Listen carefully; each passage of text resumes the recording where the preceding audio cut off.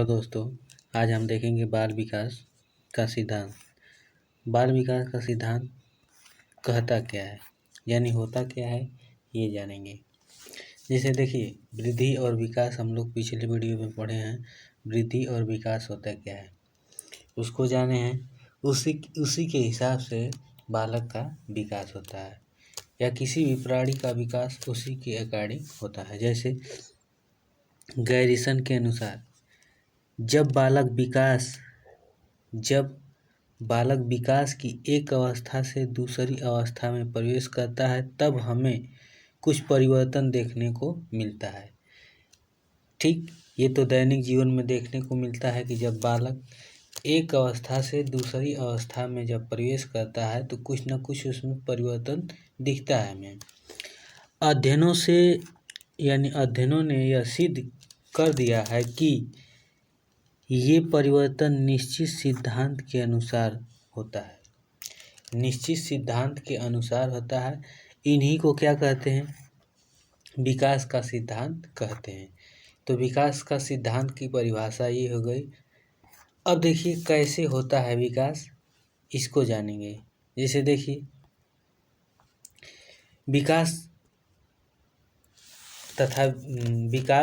वृद्धि तथा विकास कैसे होता है ये जानेंगे, यानी उसका सिद्धांत। वृद्धि तथा विकास के सिद्धांत।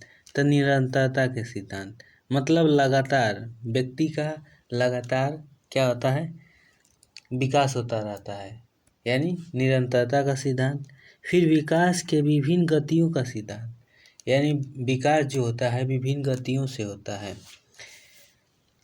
विकास का क्रम होता है, किस हिसाब से विकास होता है उसका भी एक क्रम है। आगे जानेंगे मतलब इसके बारे में। पहले ये जानिए कौन कौन सी मतलब वृद्धि और विकास किस सिद्धांत पर लागू होता है। विकास की दिशा, यानी किस दिशा से विकास होती है। जैसे मनुष्य का विकास होता है सिर से पैर की ओर। फिर एकीकरण का सिद्धांत, उसके बाद परंपरा संबंध का सिद्धांत, व्यक्तित्व विभिन्नता का सिद्धांत, फिर समानता प्रतिमान का सिद्धांत। इसका कहने का मतलब ये है कि जैसे बालक है तो एक मनुष्य की तरह विकास करेगा। समानता प्रतिमान का मतलब क्या है? चित्र। प्रतिमान का मतलब चित्र। अब हाथी का बच्चा है तो हाथी के टाइप का ही विकास करेगा, इसका कहने का।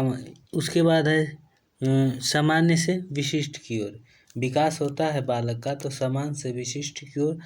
वंशानुक्रम वातावरण अंतःक्रिया सिद्धांत, यानी जैसा वंशानुक्रम प्रभाव पड़ेगा, जैसा वातावरण रहेगा वैसा विकास होगा। परिमार्जिता का सिद्धांत और चक्राकार प्रगति का सिद्धांत। इतने माध्यम से, यानी 12 माध्यम हैं जो कि इस माध्यम से व्यक्ति का विकास होता है। अब विकास के सिद्धांत और उसकी विशेषता, विकास का सिद्धांत और उसकी विशेषता जानेंगे। देखिए, जो आगे हम लोग 12 वहीं पढ़े उसको एक एक करके सीखते हैं। जैसे देखिए, यहाँ पर दिया है कि निरंतरता का सिद्धांत। निरंतरता का मतलब होता क्या है? इस सिद्धांत के अनुसार विकास प्रक्रिया अविराम गति से निरंतर चलती रहती है, मतलब रुकती नहीं है, निरंतर लगातार। इसका मतलब लगातार चलती रहती। देखिए कितना बार पूछा है इसको। अब देखिए दूसरा जो था, विकास की विभिन्न गति का सिद्धांत, यानी विकास की विभिन्न गति का सिद्धांत। इसका कहने का मतलब ये है कि इस सिद्धांत के अनुसार विभिन्न व्यक्तियों के विकास की गति एवं विभिन्न दिशा विभिन्न होती है। इसका कहने का मतलब ये था। अब देखिए अगला सिद्धांत कौन सा है? विकास का क्रम सिद्धांत। विकास क्रम का सिद्धांत। विकास क्रम का सिद्धांत बोलता है कि विकास एक निश्चित क्रम में होता है। विकास एक निश्चित क्रम में होता है। इसे निश्चित पूर्व कथनी सिद्धांत भी कहते हैं। तो पूछ सकता है कि निश्चित पूर्व कथनी सिद्धांत किस विकास के सिद्धांत को कहते हैं? तो किसको कहते हैं? विकास क्रम के सिद्धांत को। अब देखिए अगला कहा है क्या? विकास क्या है? विकास दिशा का सिद्धांत। विकास दिशा का सिद्धांत, या तो कह सकते हैं मस्तक का अधोमुखी क्रम का सिद्धांत। इसका कहने का मतलब कि सिर से पैर की विकास जो होता है मनुष्य का, सिर से पैर की होता है। देखिए डिफिनेशन देख लीजिए। इस सिद्धांत के अनुसार बालक का विकास सिर से पैर की दिशा में होता है। पहले बालक का सिर का विकास होता है, उसके बाद पैर का विकास होता है। अब देखते हैं पांचवा क्या था? देखिए एकीकरण का सिद्धांत। एकीकरण का सिद्धांत क्या होता है, इसको जानते हैं।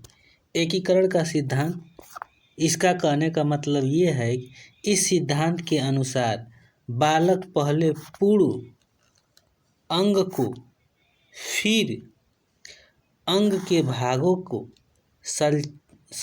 चलाना सीखता है। उसके बाद वह उन भागों में एकीकरण करना सीख लेता है।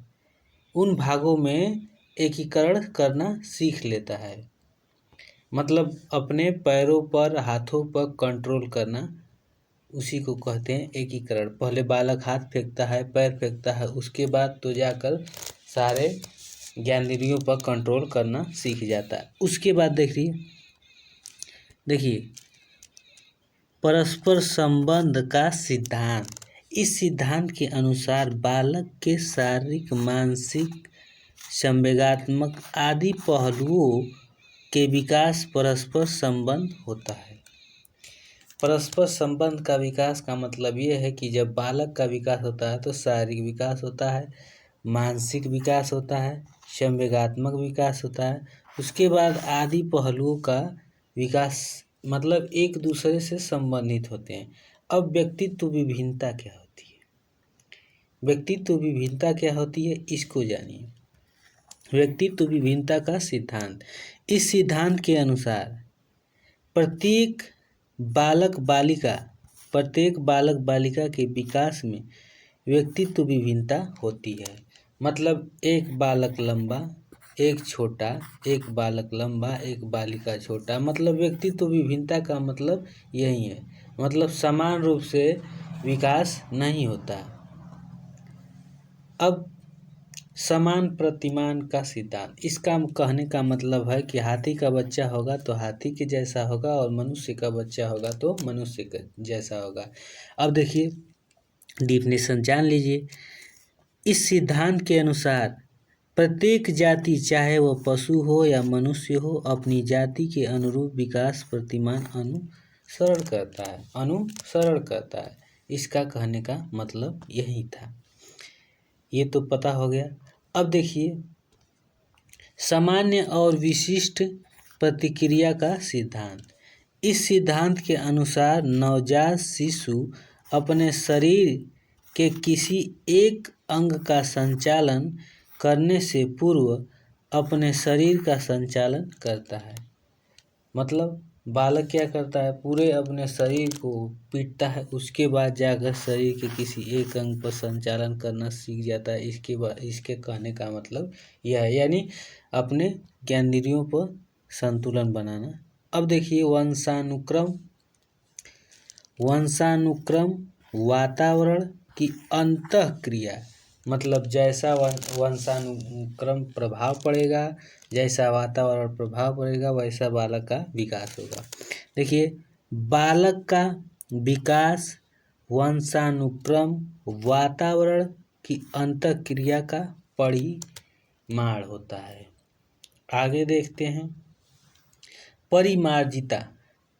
परिमार्जिता का सिद्धांत।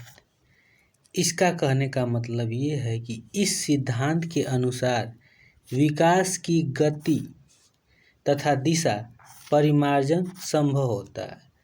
अब देखिए अगला था कि चक्राकार या वर्तुलाकार प्रगति का सिद्धांत।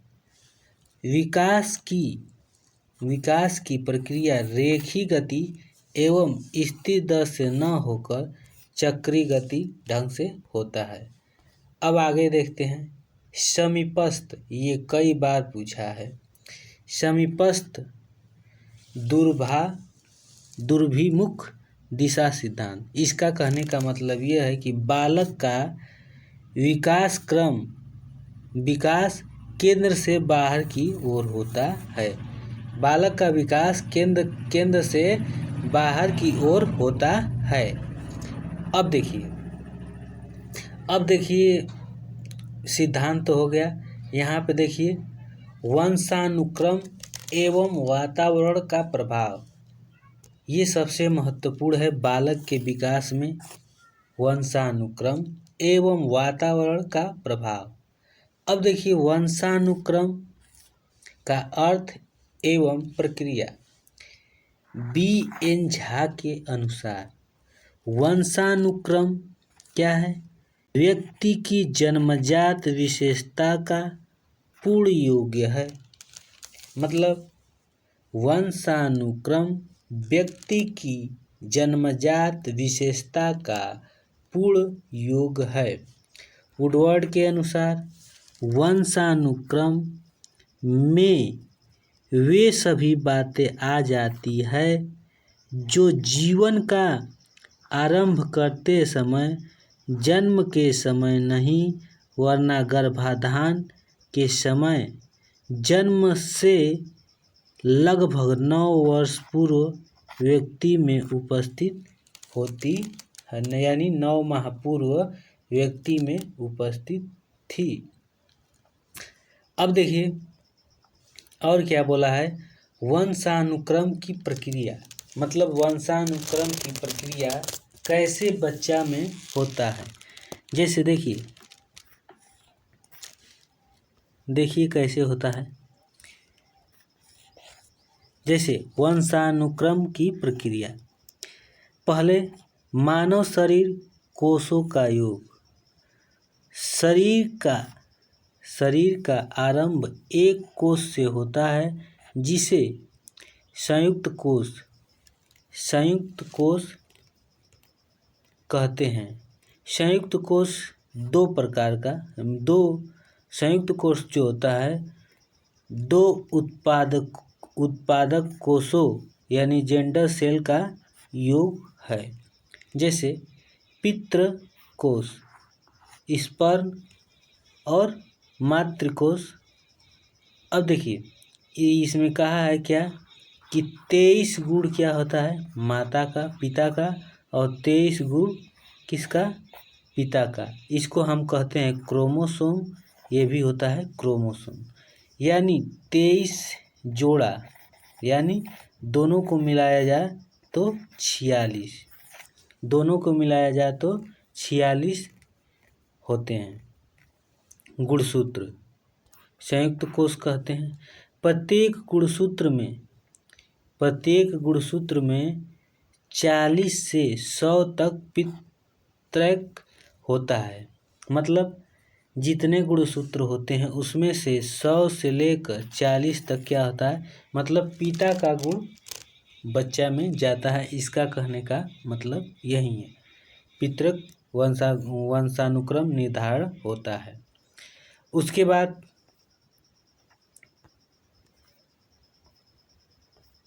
बाद देखते हैं। अब देखिए कुछ यहाँ पे उदाहरण है।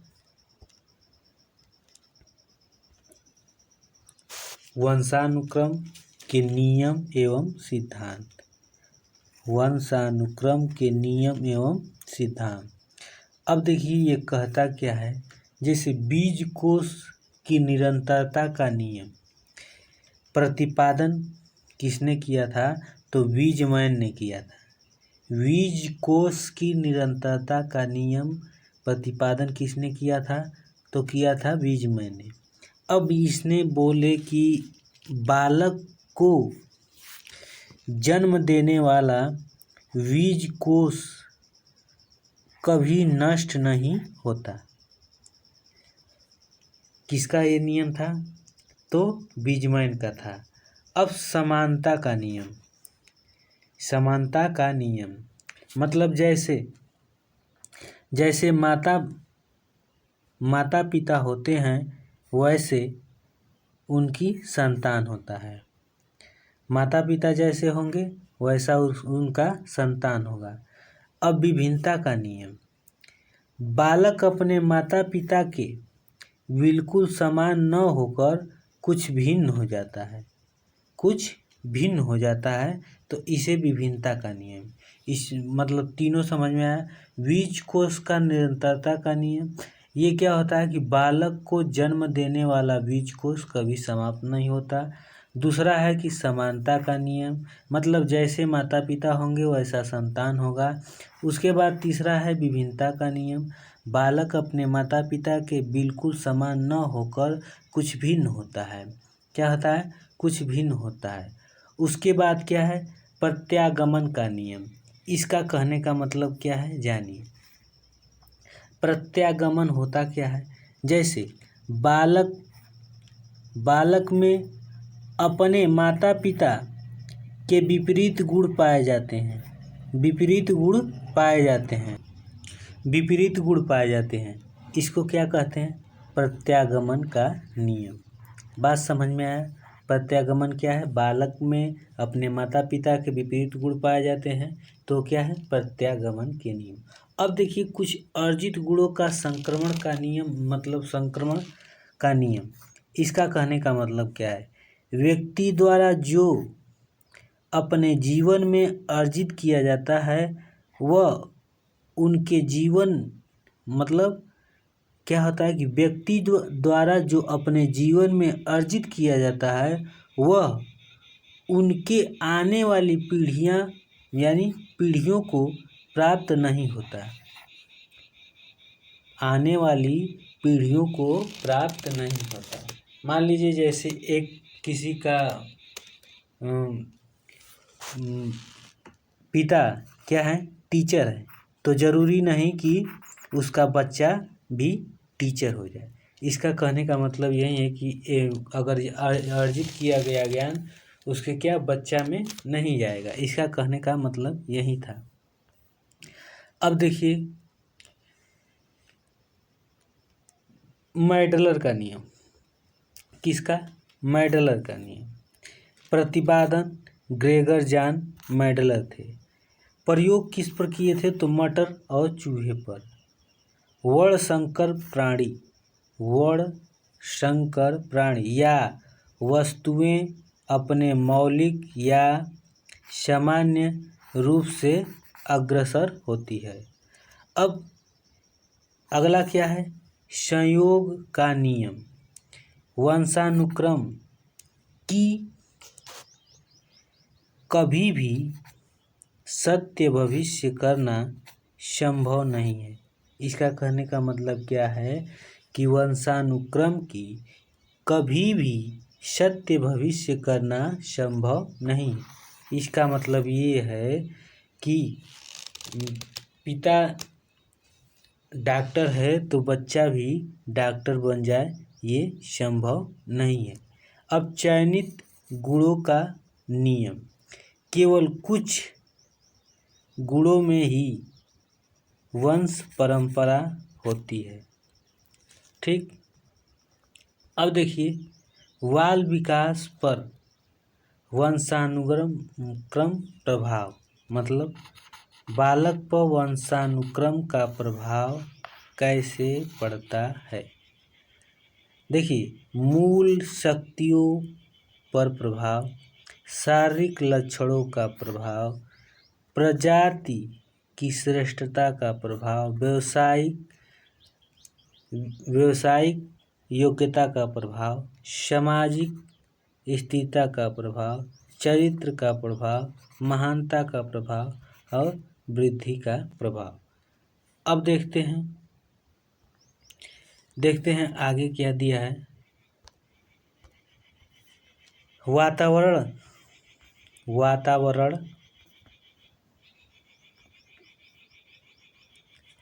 वातावरण का अर्थ एवं परिभाषा। वातावरण होता क्या है? रास के अनुसार वातावरण वह बाहरी शक्ति है जो हमें प्रभावित करती है। वातावरण वह बाहरी शक्ति है जो हमें प्रभावित करती है। किसके अनुसार? रास के अनुसार। उसके बाद दूसरी परिभाषा है एनास्टासी के अनुसार। इन्होंने बोले कि वातावरण वह प्रत्येक वस्तु है जो व्यक्ति के जीन्स के अतिरिक्त प्रत्येक वस्तु को प्रभावित करती है। आगे देखते हैं। अब देखिए, बाल विकास यानी बाल विकास का पर वातावरण का प्रभाव। तो वातावरण का क्या प्रभाव पड़ेगा बाल विकास? देखिए, शारीरिक विकास। क्या? शारीरिक विकास,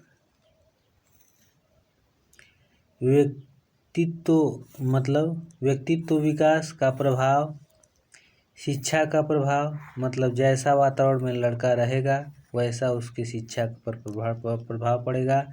सामाजिक गुणों का प्रभाव, जैसे समाज में पलेगा वैसा। अनाथ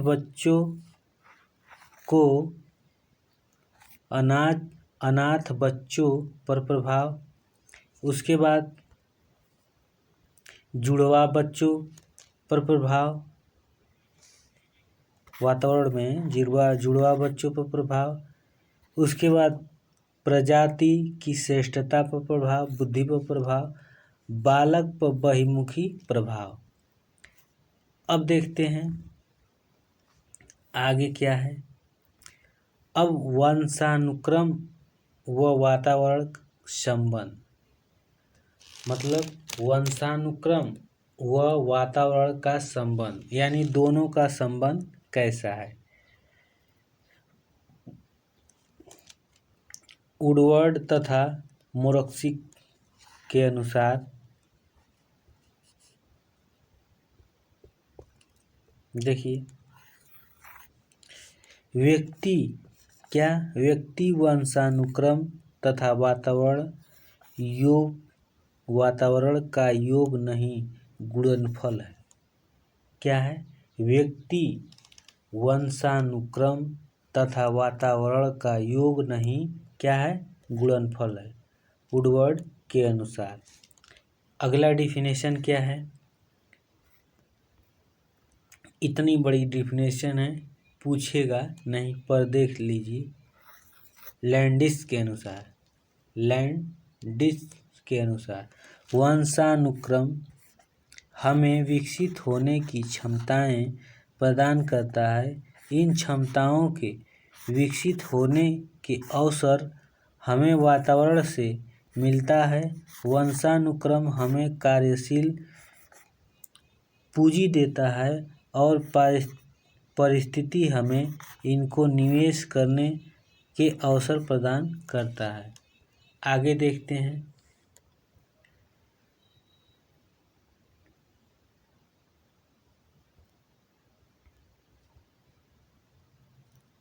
अब देखिए, परीक्षा उपयोगी महत्वपूर्ण तथ्य, जैसे दिया है कि सामान्य कोशिका, क्या दिया है? सामान्य कोशिका में गुणसूत्रों में जोड़े होते हैं, तो 23 जोड़े, यानी 23 जोड़े माता का और 23 जोड़े पिता का, मतलब 23 माता का और 23 पिता का, दोनों मिलाकर 46 होते हैं। देखिए, यहाँ से क्वेश्चन बनता है, वह अवस्था जो, कौन सी अवस्था? वह अवस्था जो कि माता पिता के 21वें गुणसूत्र जोड़े से अलग न हो पाने के कारण होता है या कहलाती है, तो क्या कहते हैं? Down syndrome. क्या कहलाता है? डाउन सिंड्रोम कहलाता है। डाउन सिंड्रोम कहलाता है। अब देखिए, मानव व्यक्तित्व परिणाम है, क्या है? मानव व्यक्तित्व परिणाम है, तो वंशानुक्रम और वातावरण की अंतःक्रिया। अब आगे देखिए, लड़का पैदा होने के लिए उत्तरदायी क्रोमोसोम है तो XY, और लड़की पैदा होगा तो XX होता है, लड़की पैदा होगा तो XX होता है। और देखिए यहाँ से एक और क्वेश्चन, पिता में क्या होता है तो XY, और माता में क्या होता है XX, ये जानना जरूरी है। देखिए बालक की प्रथम पाठशाला तो परिवार होता है, व्यक्तियों में विभिन्नता होती है तो वंशानुक्रम और वातावरण के बीच अन्योन्य क्रिया के कारण। अब देखिए माता पिता की शारीरिक एवं मानसिक विशेषताओं का संतानों में हस्तांतरण होने का वंशानुक्रम है, क्या है जेम्स ड्रेबलर, मतलब एक परिभाषा है जेम्स ड्रेबलर का। उसके बाद अगला क्वेश्चन देखते हैं, जैसे प्रतिभाशाली माता पिता के संतान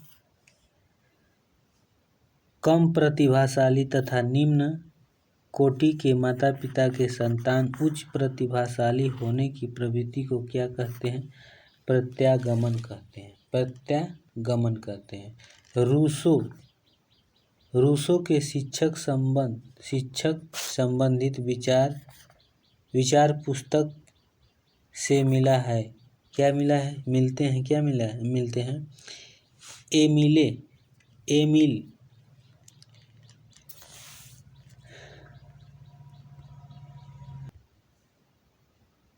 डेमोक्रेसी एंड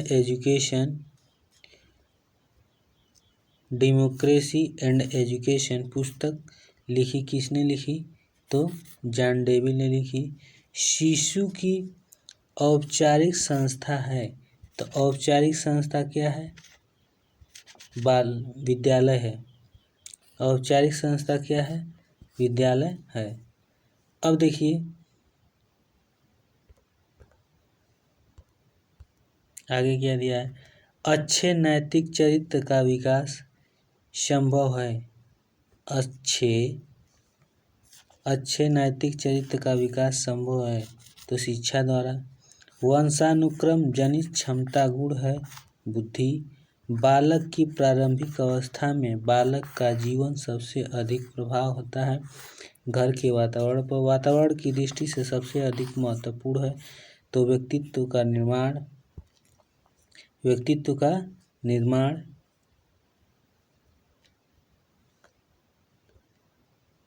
वर्णांध रोग किस रंग में अंतर नहीं कर पाता तो लाल और हरे रंग में। पाइसम स्टाइवम वैज्ञानिक नाम है किसका, उद्यान मटर का। वंशानुक्रम गुण है जन्मजात, क्या है जन्मजात। मेडल एवं वंशानुक्रम सिद्धांत प्रकाशित हुआ, कब हुआ तो 1866 में। वंश परंपरा के मुख्य वाहक है तो पितृक यानी पिता यानी जीन। रुचियों, मूल प्रवृत्तियों एवं स्वाभाविक आवेगों एवं स्वास्थ्य विकास हो सकता है स्वच्छ वातावरण में। मेंडलर के नियम का प्रतिपादन किसने किया था तो ग्रेगर जॉन मेंडल। भ्रूण में कितने क्रोमोसोम होते हैं तो 46, 23 माता का और 23 पिता का। आँख और त्वचा का रंग फेनोटाइप होता है।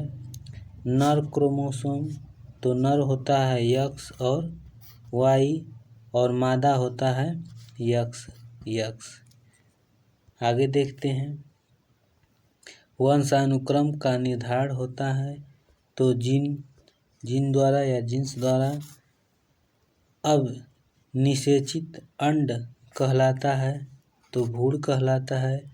जन्म से पूर्व काल की अवस्था होती है। 3वां, सबसे छोटी कोशिका शुक्राणु होता है। सबसे बड़ी कोशिका ओवम या अंडस कहते हैं, अंडा। भ्रूण काल कितना दिन का होता है तो 2 से 8 सप्ताह। भ्रूण काल 2 से 8 सप्ताह। लड़का या लड़की होना निर्धारित होता है नर शुक्राणुओं द्वारा। वंश क्रम संबंधित नियम है समानता का नियम, विभिन्नता का नियम, प्रत्यागमन का नियम। वंशानुक्रम कारक बच्चों को प्रभावित करता है। गर्भाधान से